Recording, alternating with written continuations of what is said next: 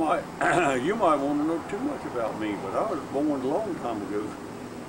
I was way back in the mid 1920s, I guess it was. I don't know. I can't remember that far back. Anyway, I was born out there in the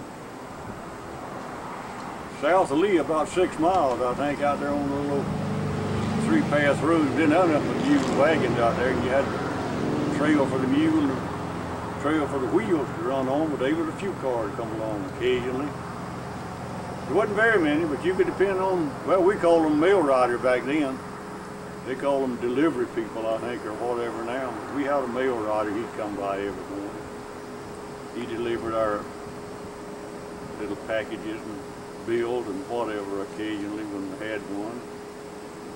But you could expect him every morning about 9 o'clock.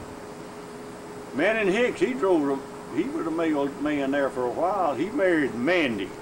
That was a sister of mine, or a half-sister, whatever you might want to call it. You know, if you love people, you don't much want to relate to them like a half-sister or a half-brother. Why, everybody's brother and sister, you know, why, especially if you want to do the right thing about it. So, but I had several of them, what you would consider half-brothers and half-sisters, but to my thinking, we was all brothers and sisters, one big family. So it just happened that way. So we all existed and got by. Back times was hard. You'd work all day for maybe 75 cents or $1. It all depended on who you were working for or what you were doing. But we was proud to get that. I know there for a long while I plowed for Melvin. That was a brother of mine. Up there at a little old place called West Farm. We'd plow day in and day out. We'd take a bath at night out there. You had a pump sitting on top of a big Doug cistern, and that was the coolest water. You could hear me yell for a half a mile, I reckon, when I got in the tub of that stuff. It was cold enough it'd cut the dirt off of you. That's all that mattered. So we could get cleaned up where we could sleep a little bit that night and get back out and get all messed up the following morning. So what's some of the things you'd say you remember about being a little boy? Well, I was a little boy for a long time, but it didn't grow off too rapidly. It seemed like back then as it do now. It might have been because I didn't have much to eat, but it was all good. We attended a little school out. Well, we had to walk to school. There was very few school buses, and if you live within 2 miles of the school, you walk. Whether it was rain, shine, or cold, or whatever, you walk. Now, we'd walk to school maybe in the wintertime when the ice was spewed up out of the ground. We'd mash it back in the ground, maybe with our bare feet. We didn't have too many shoes. Our old toes would be ready to gobblers now. Our schoolrooms, they were heated with these, what we call hot-bellied stoves. Just throw the wood to it and it'd get hot. I remember the best 3 years of my life when I was in the 5th grade, I guess. But I finally situated from this 8th grade, and that's about as far as I ever went. I never did go to high school to finish up nothing. Some of the people did, but there wasn't a whole lot back then that finished up high school. And as we rode on up a little bit, well, it seemed like every boy, especially in the neighborhood around and about, they all seemed like some of them had more money than some of us did, and they seemed like every boy would get a new bicycle. All but me and Stacy, that was my brother. We finally picking cotton, doing first one thing, the other, and finally, I believe it was $12, Irvin. He located a fellow that had a bicycle, a used bicycle, and I believe it was an Elgin. And he said he could get it for $12, I believe it was. And so me and Stacy, we pooled our money and we bought it together. We come in from the field that evening. Irvin had that bicycle sitting out there in the yard, and boy, we were tickled to death about that thing. We had to get on and start trying to learn how to ride it. We had several falls. That was part of it. Then maybe on weekends we might get together with Tipo and John Franklin, all the other boys in the neighborhood that had bicycles, and it seemed like they all had new bicycles. We had a used one, but I don't know it. I think most of theirs were these Western Flyers. I think they come from the Western Auto Store. And I don't know, it seemed like our bicycles would outride or outcoast their bicycles when we quit pedaling. Ours, it seemed like it just coast right on after theirs had stopped. But they were all good bicycles, but some of them seemed to be better than others. So. But we still owned the bicycle together, and the other boys, they had one to each individual boy, it seemed like. We all got by and rode around every weekend on the little graded up roads, and you name it. There wasn't no such thing as having a blacktop road to ride on, because it just didn't exist. But that's about the size of it, I guess, back then. So did you get in a lot of trouble whenever you was growing up? Well, no, I don't reckon. We never did get to go to a whole lot of places. Didn't have no transportation, but finally we growed up a little bit and become teenagers. And first one thing and then the other, while we began to get old, buy an old car or whatever. I bought me I think it was a 1937 Ford car. Didn't have no brakes on it back then. They never did have. T-Bow's parents, they had a 37 Ford, I think it was. A lot of the people had Model E Fords. That was about the best car I reckon there was back then. But there was a bunch of us going over to Live Oak one night, I believe it was. T-Bow and John Franklin and myself, Willa Dean, maybe another one or two, I don't know. T-Bow just asked me if I wanted to drive, and I told him no, I didn't want to drive, and I think John Franklin, he got under the wheel, he was going to drive. And we hadn't went up the road but just a short way before we had an awful collision. Doors all come up on that old 37 Ford, and we all wound up out on the highway and everywhere else. Finally got the law down there, and they started checking on us. And I think when T-Bow's parents had taken the groceries out of the car that day, they'd come from town on a Saturday. This was Saturday night, I think it was. I think they'd left a bottle of bleach, Gold Rock bleach or something or other for washing. I think they'd left it in the car. And when all the doors and all come open, we all went out, it bleach went out with us. I wound up out there on the road, and I remember the law coming down there, and come out there and wanted to straighten my foot out, and I told them, the best I can remember, I think I told them that all the rest of them were dead and I would have died. But anyway, we lived through it. Anyway, they took us up to the hospital, I think, there in Live Oak, doctored on us a little bit.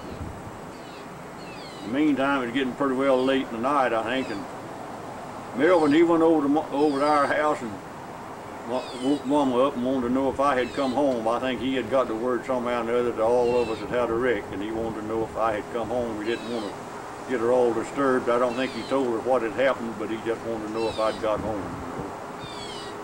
So Mama told him no, that I hadn't got in yet. Later on, we got in, and as a mama would always do, she'd meet you at the door and want to know if you was all right, no matter when you come in or whatever, you know.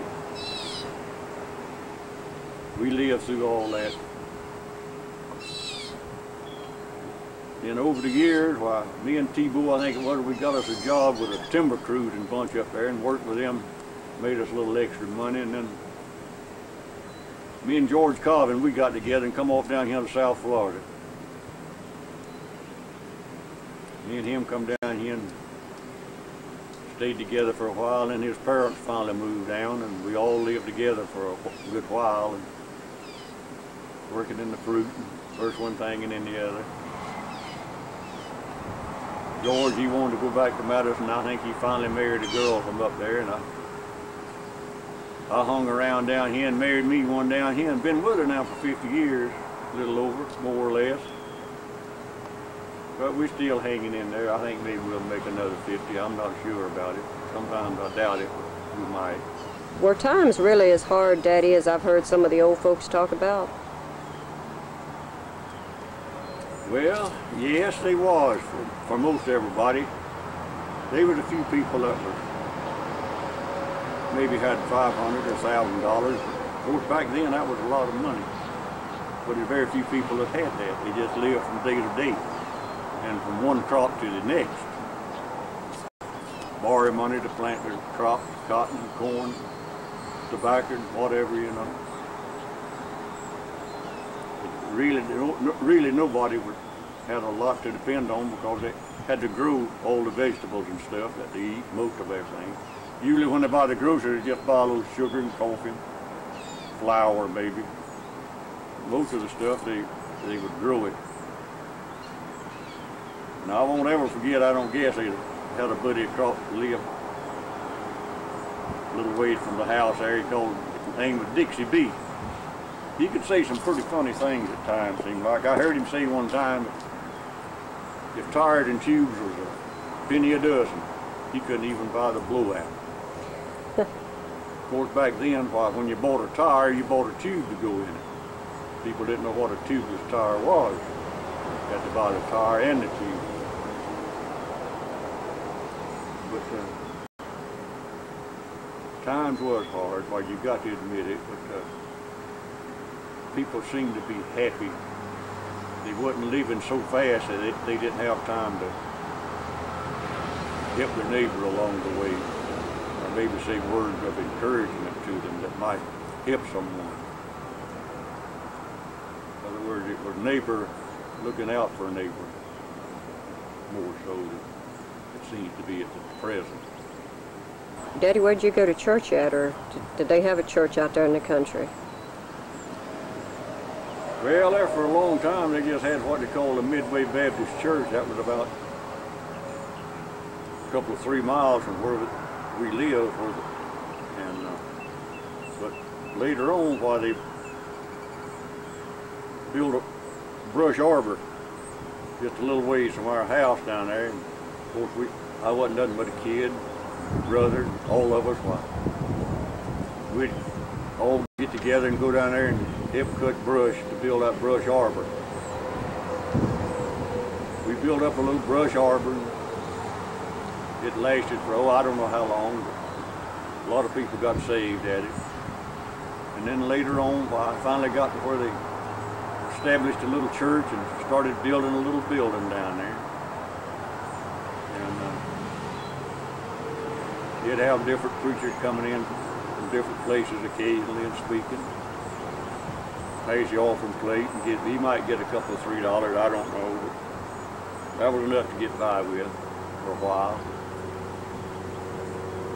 Then I can remember, I don't know, I was just a young boy, but some fella come in there while he was a music teacher. I think he played the piano, guitar, whatever, you know. I can remember me and my brother, we kind of, I don't know, I don't think he taught us very little bit, if anything, for try to teach us how to play that thing. We never did get very good at it, but we got where we could strike a few tunes, and we thought we was in hog heaven, I reckon, because you could halfway tell what we was trying to play. I can remember, I believe one of the songs was Life's Evening Sun, I think, it's sinking low. It went something like this. I don't know where I can strike that tune or not, but something about Life's Evening Sun, I believe it was.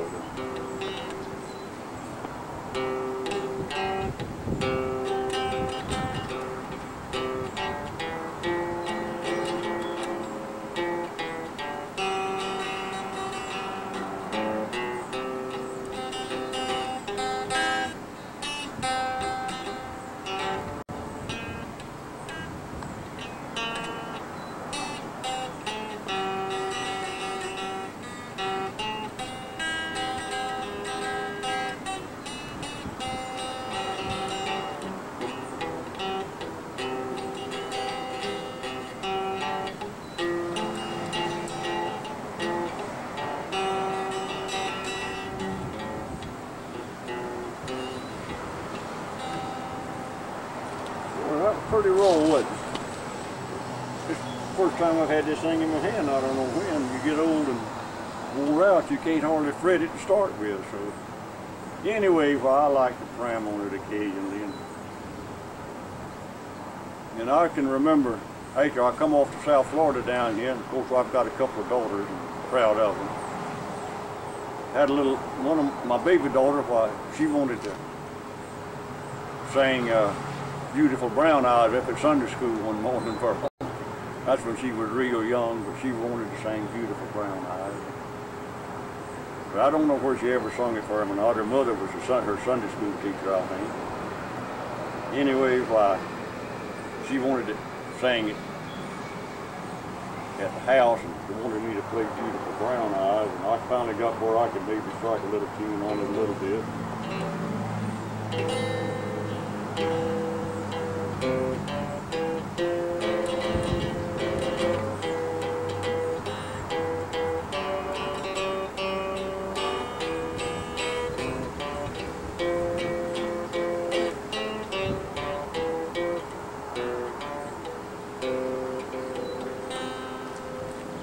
I won't ever forget, I don't guess, I think my oldest daughter, we'd been over to Orlando or someplace one day, and we was coming back into the edge of Winter Haven there, and there was a big sign out there, and I think she must have been about 5 or 6 years old at the time, and she saw a sign out there that said, real estate for sale, and she didn't read it that way. I think she read it, Ready Esther. And we had a big laugh about that, and I usually think about it every time I pass by where that real estate sign was at. She wanted to call it Ready Esther. So what other things you remember about that oldest daughter? Well, there's another little incident happened about that oldest daughter. We went in, I believe it was Woolco drugstore, I think it was. And that was years ago, and they had a little snack bar there and whatever. And so we went up and sat down on the stool, and the waitress my niece said, "Honey, what can I do for you?" And she said, "I want a hot dog." She said, "Okay, honey, what do you want on that hot dog?" She said, "I want a weenie." And naturally, she had a big laugh about that, the waitress did. Anyway, while she fixed her up a hot dog with a weenie on it. Well, getting back when I was little, I don't really remember my daddy. I can't say that I can ever remember seeing him face to face. Because the markings on the tombstone, according to that, I must have been 9 months old when he passed away. So I can't say that I really remember anything particularly about my daddy. But Deller gave me a picture of him in later years, which I was really thrilled over, because when I looked at him and then looked at myself, then I could begin to realize what my daddy looked like, because we looked quite a bit alike, to my thinking. Even I think my wife made a comment about it. That's got to be your daddy, you know. And I think my daddy must have been a wonderful man. But as I say, I don't know, I can't say that I remember him, because I was too young, I would say. But I can tell you something about my mother. She raised a bunch of us boys. She was the man and the woman on the farm. She cooked, she washed, she ironed, and she hoed, and she plowed. It wasn't none too heavy or none too hard for her to do, even though she shouldn't have been doing a lot of the things that she done, but seemingly she thought they had to be done, and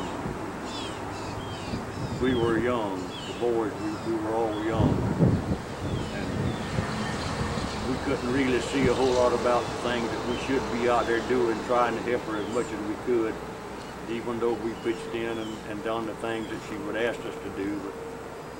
But I can remember when me and Stacy, we used to pull a plow. Mama, she would run the plow in the garden. We didn't have no mule. We'd get out and pull that plow, and well, like a bunch of mean boys would, we'd run away with the plow sometimes and tear up the garden and mess things up. But Mama, she would laugh about it and have a big time, but along with the rest of us. But that's usually the way we plowed our garden out. And as I say, we didn't have a whole lot to eat, but usually what we did have to eat come out of that garden. I was all thankful for it. Well, I think you got a picture of your daddy right there in your hand, don't you? Yeah, it's yeah, I have a picture here. I hope maybe you can see it and figure out something about it. As I say, I can't remember ever seeing him, so I can't tell you a whole lot about him. But I say if I could. It was a lot about my mother, and my mother, she was a jolly woman. She liked young people. Young people, I can remember when they used to come to our house, and I don't know, they just seemed like they got a kick out of being around my mother. She was always having fun with them, and they would come from miles around walking. They didn't have no transportation, but they would come to see us. Maybe spend the weekend with us and whatever it was. Because they felt like they were just as welcome as could be. And they all felt at home and enjoyed being there with us. Your grandmother lived close by, didn't she? Yeah, and our grandmother, but we had what I guess you'd call it a double pen house or whatever, you know, and there was a walkway, walk platform between going from our house over to their house. And then later on, we built her a little house about several hundred yards from our house. In fact, it was a log clay house. We cut the log, clayed up all the joints, sealed it up with the mud or whatever, you know, and you had a clay chimney or whatever to do it heating in the winter. And I know me and Stacy, a lot of times we'd go down there. She had a coffee grinder. Back then, a lot of people, they parched their own coffee. They'd buy the grain and parch it. We'd go down there and we'd want to turn that coffee mill and grind that coffee. It really smelled good. We'd have to eat a little bit of it along. But we enjoyed it. We always wanted to turn that coffee mill. A lot of times she'd tell us when she was going to bake them beans. I know occasionally, well, she had a wood stove. And me and Stacy would get out when she was running short on wood. I can remember back then they called what they had to call a strand of wood. It had to be, well, a different length. I think her stove was on about 15 or 16 inches. Pieces of wood to go in it. But a strand of wood had to be 4 foot wide and 4 foot tall. And I know me and Stacy, maybe we'd go down and we'd saw her a strand of wood for 35 cents. Split it up, ready to go in the stove. It'd take us about all day, but between the two of us, we made the 35 cents and enjoyed it. Didn't they teach you a song called Crippled Turkey Creek? You used to play that all the time when I was little. Oh, I think it did. I don't know. Best I remember, it went something like this. I don't know. I doubt if I can do it, but I'll try it.